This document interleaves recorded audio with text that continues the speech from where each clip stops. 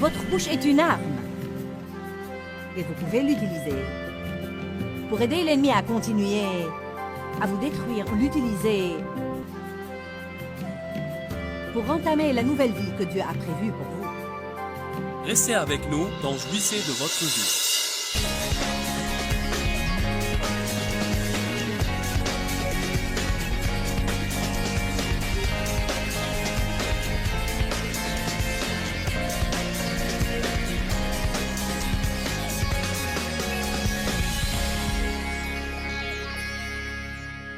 Je veux que vous m'écoutiez aujourd'hui. On est le produit de notre passé, mais on ne doit pas en devenir les prisonniers. Je répète encore une fois, nous sommes le produit de notre passé, mais nous ne devons pas devenir prisonniers de notre passé. Votre désordre peut devenir votre message. Votre confusion peut devenir votre ministère, et c'est ce qui s'est passé pour moi. La pagaille que j'ai eue dans ma vie à cause des choses qui m'ont été infligées et celle que j'ai faite est devenue mon ministère. Et je me hasarde à dire que c'est presque journellement le cas. La Bible dit dans Romains chapitre 8, verset 28, que toute chose concourt au bien de ceux qui aiment Dieu, de ceux qui sont appelés selon son dessein.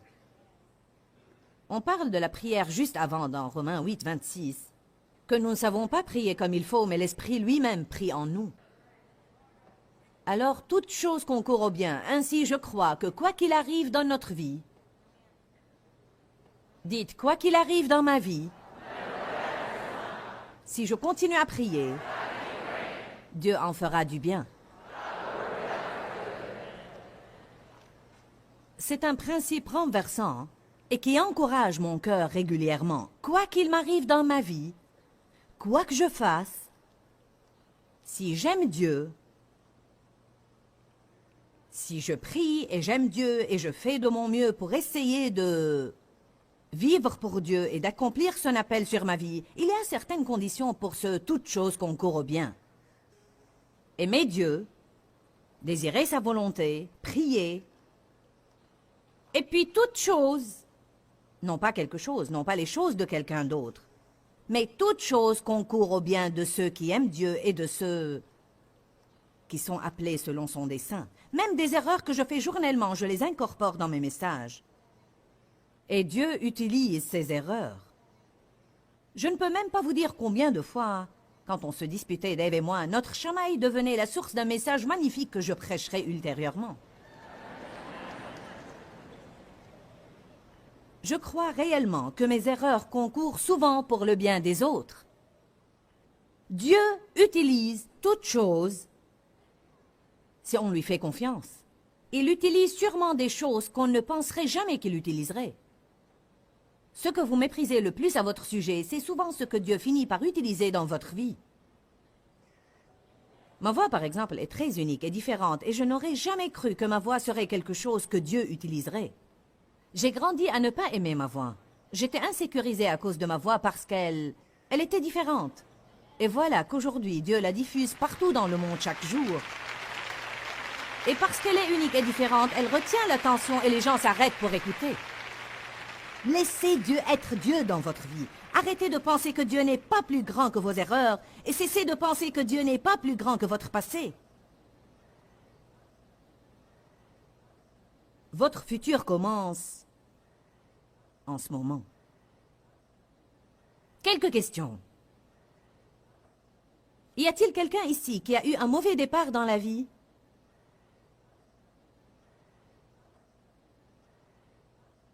Peut-être avez-vous été abusé, rejeté, abandonné, maltraité d'une manière ou d'une autre.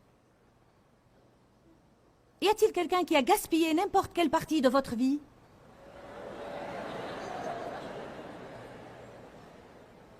Y a-t-il quelqu'un qui a fait des erreurs que vous souhaitez que vous puissiez retourner et changer? Regardez Ecclésiaste 7:8. Mieux vaut la fin d'une chose que son commencement. Je ne vais pas lire la suite car je lis cette première phrase. Mieux vaut la fin que le commencement. Ce n'est pas si important comment on commence comparé à la façon qu'on termine. Quand je pense maintenant aux sévices que j'ai subis pendant les 23 premières années de ma vie, je me demande comment j'ai pu survivre et en arriver là où je suis aujourd'hui. Dave et moi avons fait un tour il y a quelques semaines dans le quartier où nous avions habité après notre mariage et où j'avais régulièrement des accès de colère et de rage. Jusqu'à ce point, je n'avais pas encore fait face à mon passé. Je veux dire, j'avais à peine commencé à confronter les maltraitances dans ma vie et les effets de cette violence qui sont toujours dans mon âme. Je jetais toujours le blâme sur quelqu'un d'autre pour tous mes problèmes. Je jouais encore au jeu du blâme. Je n'avais même pas commencé à faire du progrès. Nous sommes passés devant la première maison où nous avions vécu et puis devant la deuxième maison que nous avions habitée. Puis nous sommes passés devant le magasin où j'allais souvent et le petit marché où je faisais mes courses. Je me rappelle comment je poussais mes enfants dans la poussette pour monter et descendre cette rue quand j'allais faire mes courses. Nous sommes passés devant le magasin où je revendais des bouteilles vides pour acheter mes cigarettes.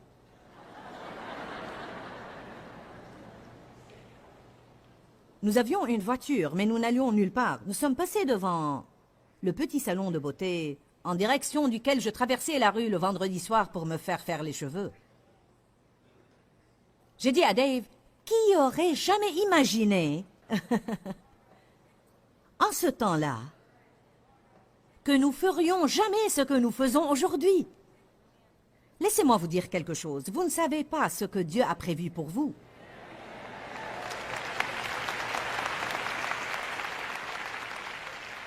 Écoutez-moi aujourd'hui. Je veux que chaque personne parte d'ici encouragée. Vous en êtes là où vous en êtes en ce moment, mais ce n'est pas là où vous finirez.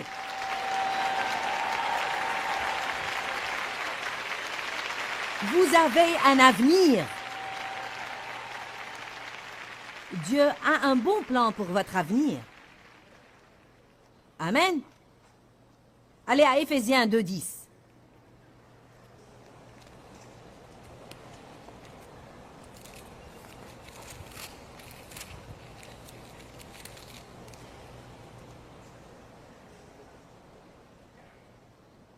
N'essayez pas de persuader Dieu de formuler un bon plan pour votre vie. Dieu en a déjà formé un pour vous.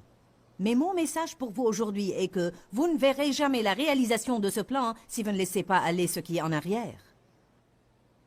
Vous devez arrêter d'en vouloir aux gens. Vous devez cesser de vous le reprocher. Vous devez décider de ne plus être amer et arrêter de vous désoler sur votre sort. Déchargez votre épaule de ce fardeau. N'ayez pas l'air innocent.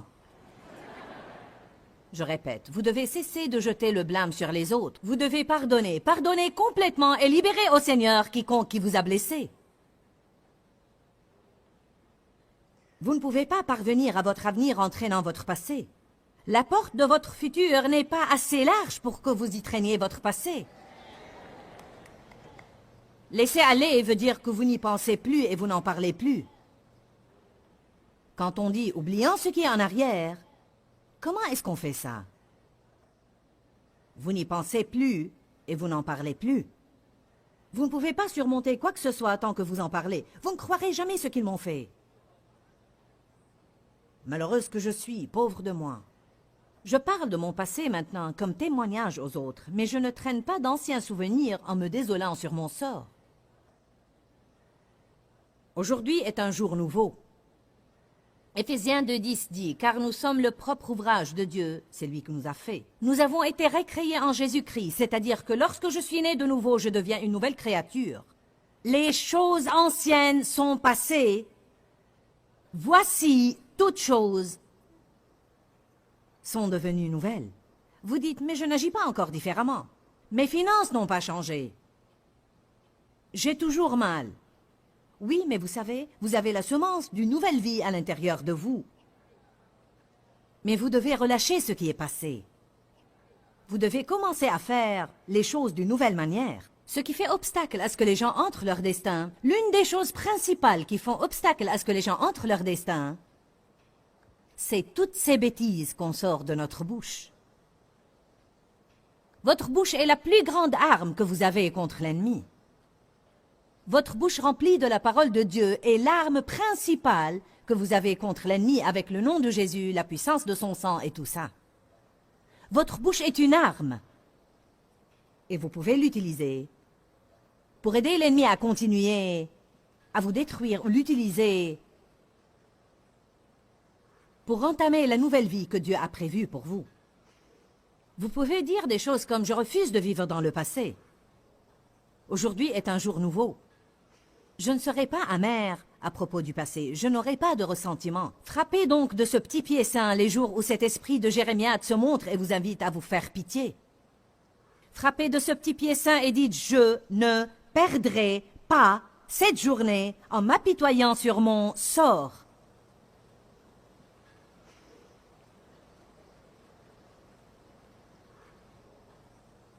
Je ne vous demanderai pas d'ouvrir à ce passage.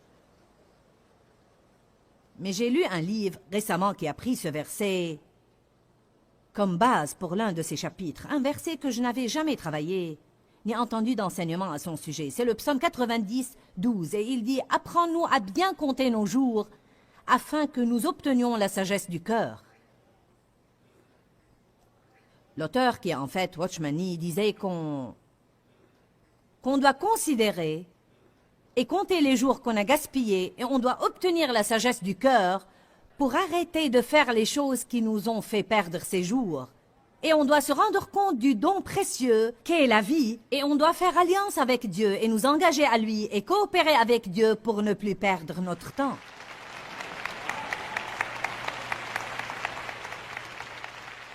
Les premiers temps de notre mariage, Dave et moi, quand je me fâchais, je ne lui adressais plus la parole pendant 3 ou 4 jours d'affilée et parfois des semaines. Je me rappelle une fois que j'étais contrariée pendant 3 jours et je ne lui adressais pas la parole, je m'assombrissais sur mon sort, tout amer envers lui. Il m'a regardé et a dit, ne serait-ce pas une honte tragique si Jésus revenait en ce moment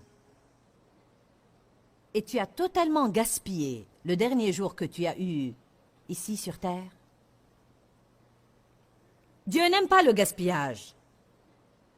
Arrêtons de gaspiller les jours qu'il nous a donnés en étant fâchés, inquiets, amers, irrités, rancuniers, offensés, en nous attristant sur notre sort. Allez, je prêche bien ce matin.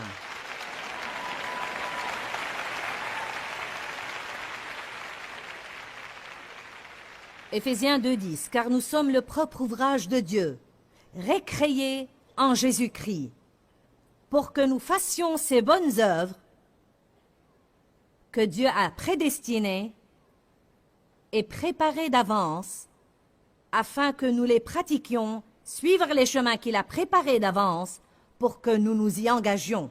Écoutez-moi ça, vivre la bonne vie. Vivre la bonne vie qu'il a arrangée au préalable et a préparée pour que nous la vivions. Prenez Jérémie 29.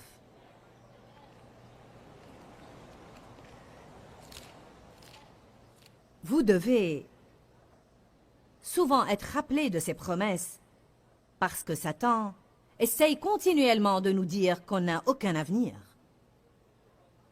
Tous les autres peuvent avoir une belle vie, mais vous jamais. Pourquoi est-ce que les autres sont bénis et pas moi? Vous devez appeler ces choses qui ne sont pas comme si elles étaient. Vous devez dire, Dieu a un bon plan pour moi et je vais vivre ce bon plan. Je vais oublier ce qui est en arrière et me porter vers ce qui est en avant. Non pas vers les mauvaises choses que Dieu a préparées pour moi, mais vers les bonnes choses. Je m'élance et je cours. Courir demande un effort, je cours. Il va falloir identifier certaines choses que vous faites peut-être qui vous font obstacle et laisser tomber ces choses-là. Qui croit que Dieu a de meilleures choses pour vous que ce que vous éprouvez actuellement? Qui est d'accord que votre bouche pourrait être l'un de vos plus grands problèmes?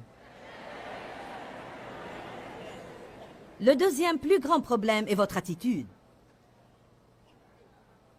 L'attitude est le tout. Vous avez entendu l'expression « votre attitude détermine votre altitude ». Ça veut dire que votre attitude définit le sommet que vous pouvez atteindre et jusqu'où vous pouvez aller dans la vie. Donnez-moi quelqu'un qui n'est pas très doué, mais qui a une bonne attitude et je travaillerai avec lui n'importe quel jour, plutôt qu'avec quelqu'un qui a toutes sortes d'aptitudes, avec une mauvaise attitude. C'est la même chose avec Dieu. Il peut travailler avec quelqu'un qui a une bonne attitude. Vous n'avez pas besoin d'être compétent. Si vous avez une bonne attitude, Dieu peut vous utiliser. Je sais par expérience personnelle, que vous ne devez pas avoir ce que le monde dit que vous devez avoir pour réussir si vous avez Dieu de votre côté. Dieu choisit ce qui est faible et folie dans le monde pour confondre les sages. Je veux que toutes les multitudes et les millions qui regardent cette émission à la télé comprennent que je ne parle pas simplement à ce public ici dans cette salle, je vous parle à vous. Dieu a un bon plan pour votre vie. Pour votre vie. Il a arrangé au préalable et a déjà préparé un bon plan pour votre vie. Mais vous devez tracer une ligne aujourd'hui et oublier ce qui est en arrière et commencer à vous élancer vers les bonnes choses. J'aime ce que Paul a dit. Je m'élance pour tâcher de saisir. C'est une affirmation ointe si jamais j'en ai entendu une. Je m'élance pour tâcher de saisir ces choses pour lesquelles Jésus-Christ est mort pour se saisir de moi. Jésus est mort. Il s'est saisi de moi. Il a un plan pour ma vie formé d'avance. Il essaye de me guider dans ce bon plan, mais je vais continuer à écouter le diable jusqu'à ce que j'apprenne la vérité de sa parole. Et je commence à comprendre que le diable est un menteur et je ne suis pas obligé de vivre dans le passé. Je pourrais bien être le produit de mon passé. Je peux avoir des attitudes qui sont le résultat de la manière dont j'ai été traité, mais je ne suis pas obligé d'être prisonnière de mon passé.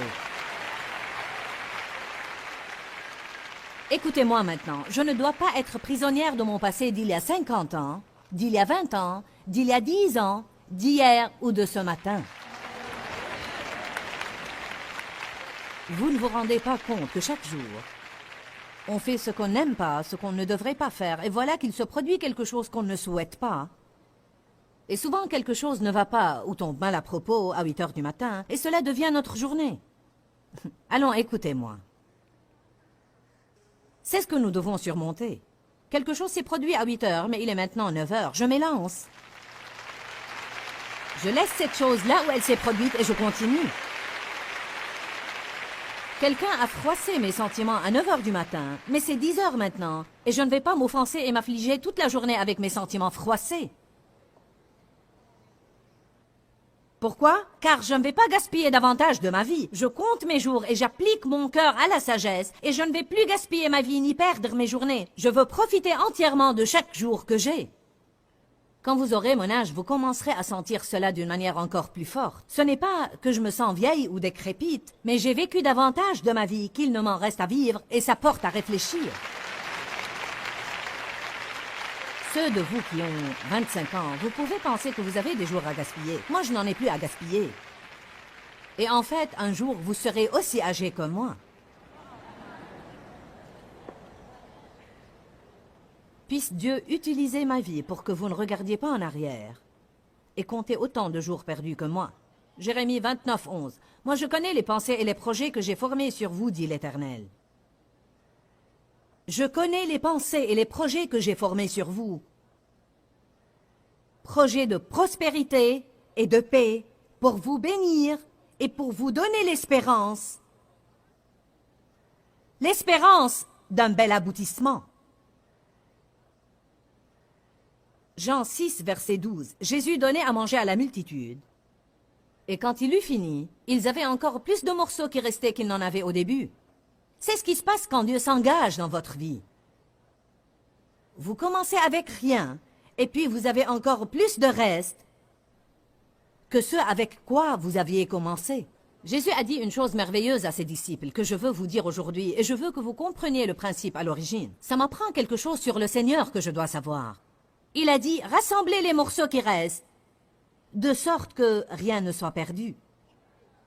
Même si ma vie ou votre vie, si nous en venons au point dans notre vie où on sent comme si tout ce qui nous reste n'est qu'un tas de morceaux, un morceau de notre entendement, un morceau de nos émotions qui restent, rien qu'un peu de ceci et un peu de cela, où que vous regardiez, il semble y avoir un problème. Jésus dit, rassemblez les morceaux et apportez-les-moi, et je m'assurerai que rien de votre passé qui vous avait blessé ne sera perdu. Je l'utiliserai d'une manière ou d'une autre pour votre bien et pour le bien de quelqu'un d'autre. C'est une promesse formidable aujourd'hui. Alléluia! Eh bien, j'ai été maltraité. Offrez ça à Dieu et laissez-le l'utiliser. J'ai été rejeté. Offrez ça à Dieu et laissez-le l'utiliser. J'ai fait trop d'erreurs, j'ai fait ceci, et j'ai fait cela, et j'ai fait ceci, et j'ai fait cela. Il n'y a aucun espoir pour moi, j'en ai trop mal fait. Ça pourrait marcher pour toi, Joyce, tu es prédicatrice. Laissez-moi vous rappeler quelque chose, Moïse était un meurtrier. On ne pense pas à ces choses-là, on ne pense qu'au grand Moïse. Moïse était un criminel. Élie était un grand prophète, mais il a également fui devant une femme, Jézabel, et il est parti au milieu du désert et a demandé la mort. Il avait de mauvais jours. Gédéon était un lâche. David était adultère et assassin. Rahab était une prostituée, une putain. Jacob était un trompeur, un menteur, un fraudeur et un escroc. Matthieu était un collecteur d'impôts corrompu. Pierre était un homme orgueilleux qui parlait vainement. Thomas était douteur. Voilà ceux à qui j'ai pu penser ces quelques secondes. Tout ce que vous devez faire, c'est voir quelle personne Dieu a utilisée, et il y a de l'espoir pour n'importe qui d'entre nous.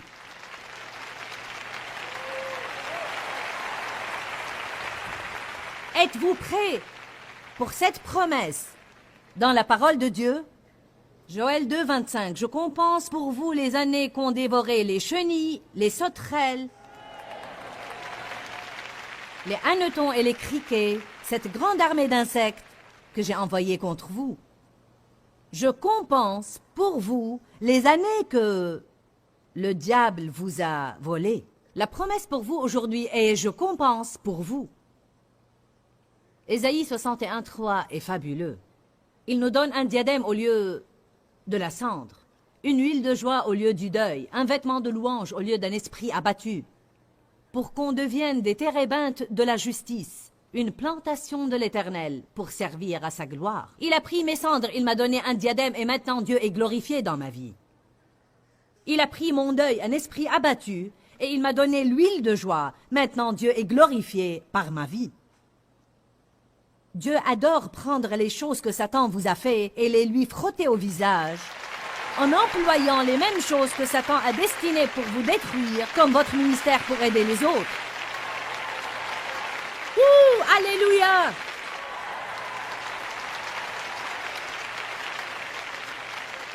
Un prophète a prophétisé à quelqu'un il y a des semaines et lui a dit « Tu as été blessé, tu as souffert. Ton cœur a été brisé. J'emploierai tes meurtrissures pour guérir d'autres personnes blessées. » C'est le plan de Dieu. Comment regagnez-vous le diable? Vous prenez ce qu'il a utilisé pour vous détruire et vous le lui frottez au visage en l'utilisant comme bénédiction pour quelqu'un d'autre.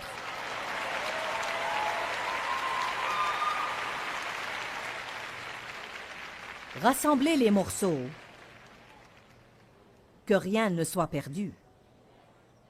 Apportez-moi vos cendres, je vous donnerai un diadème. Mais voilà le problème. Beaucoup de gens veulent le diadème, mais ils veulent garder leurs cendres ici, dans une petite boîte de souvenirs quelque part, pour qu'ils puissent certains jours se désoler et s'affliger toute la journée sur ce que c'était.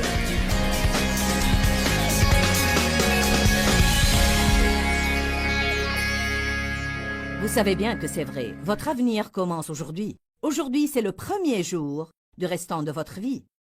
C'est si merveilleux qu'en Christ on puisse avoir de nouveaux commencements. Nous sommes des produits de notre passé, mais nous ne devons pas devenir les prisonniers de notre passé. Prenez une décision de cesser de gaspiller vos journées. Ne soyez pas déprimés, découragés, écrasés, désespérés, parce que c'est une perte du temps que Dieu vous a donné. Pourquoi, Seigneur, pourquoi? Dans ce livret, Joyce Meyer nous enseigne à travers la parole comment être délivré de la confusion. Pour obtenir ce livret gratuitement, écrivez-nous à Joyce Meyer, boîte postale 40095-6300, Larnaca, Chypre. Ou bien visitez notre site web www.joycemeyer.org/fr.